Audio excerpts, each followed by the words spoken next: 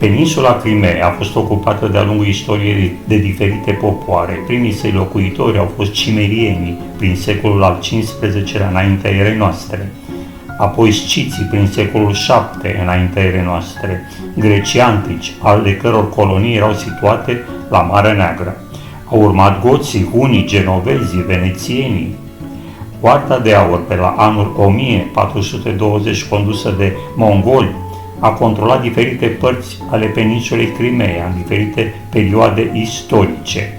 Hanatul Crimeei a apărut din Hoarda de Aur în secolul al XV-lea, iar mai târziu a devenit un stat vasal al Turciei otomane. Tătarii din Crimeea au atacat adesea teritoriile ucraine, poloneze și rusești ca parte a campaniilor militare, având ca scop principal capturarea de sclavi.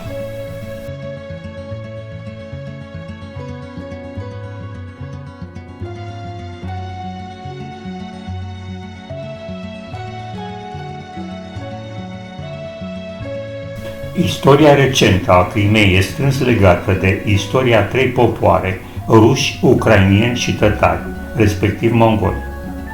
Tătarii, un popor turc originar din Asia Centrală, au preluat și populat Crimeea în secolul al XIII-lea, în urma marii expansiuni mongole a lui Gengis Khan. La început, tătarii din Crimeea erau doar o parte minoră a Imperiului Mongol, dar până la mijlocul secolului al XV-lea și-au fondat propriul stat, Hanatul Crimeei, care a devenit o parte autonomă a Imperiului Otoman, dar și principalul centru pentru comerțul cu sclavi albi. Între anii 1440 și începutul secolului al XVIII-lea, aproximativ 1 milion de sclavi din ceea ce este acum Ucraina și sudul Rusiei au fost răpiți de Crimeea și vânduți cumpărătorilor turci și arabi din Orientul Mijlociu. Între timp, la 1000 de mile spre nord, Principatul Moscovei, Protorusia, începea să se extindă. Pe la mijlocul secolului al XVI-lea se afla la doar câteva mile de Marea Neagră. Cu timpul, economia Crimeei bazată pe sclavi a început să se clatine, astfel că în 1783 Rusia a pus mâna pe Crimeea și a construit o flotă și a ridicat portul Sevastopol. Față în față cu Imperiul Otoman, Rusia s-a trezit din ce în ce mai mult în război cu turcii, fapt pentru care tătarii din Crimeea au plătit adesea un preț scump. Mișcarea condusă de tătari de refacerea unei Crimei independente în haosul revoluționar din 1917 a fost zdrobită de Armata Roșie, dar lovitura finală a venit în 1944, când Stalin, înfuriat de colaborarea unor tătari cu germanii în cel de-al doilea război mondial, a ordonat deportarea în Asia Centrală a întregii rase tătare din Crimeea. Aproape 200.000 au fost aruncați în lagăre din interiorul arid al Uzbekistanului sovietic și în alte zone. Cel puțin 40.000 au murit în deportare.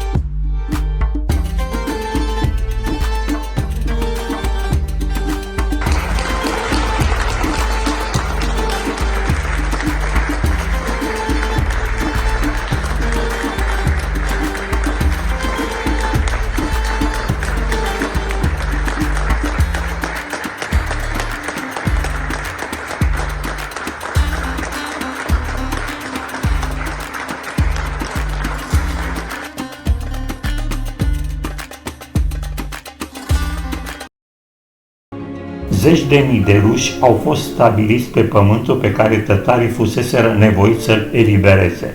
În acel moment, Crimea a devenit un teritoriu populat în principal cu ruși. Situația sa demografică și geografică era anormală, deși din punct de vedere geografic era o prelungire a Ucrainei, din punct de vedere demografic și politic devenise parte rusă.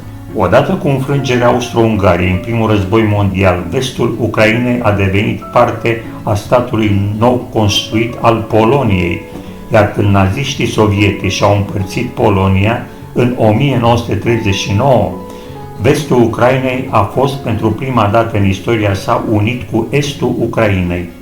Această achiziție a Ucrainei de vest prin amabilitatea lui Hitler și Stalin a fost cea care a alimentat în cele din urmă o mare parte a naționalismului de mai târziu.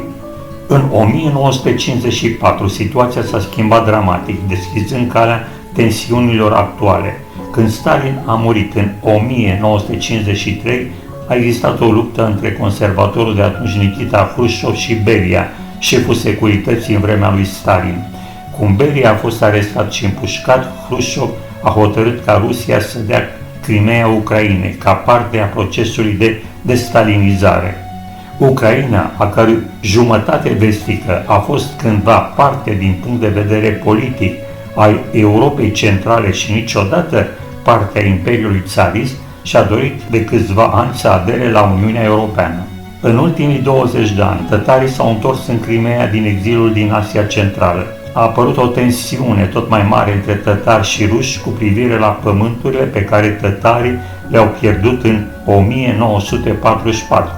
Separatismul din Crimea a început să se manifeste în timpul liberalizării politice, a perestroicăi și a glasnostului inițiate de Gorbaciov. În ianuarie 1991, 93% dintre alegătorii din Crimea au susținut acordarea statutului de Republică Socialistă Sovietică Autonomă Crimea în cadrul Uniunii Sovietice. Cu toate acestea, mișcarea separatistă prorusă a devenit populară în primii câțiva ani ai Ucrainei independente.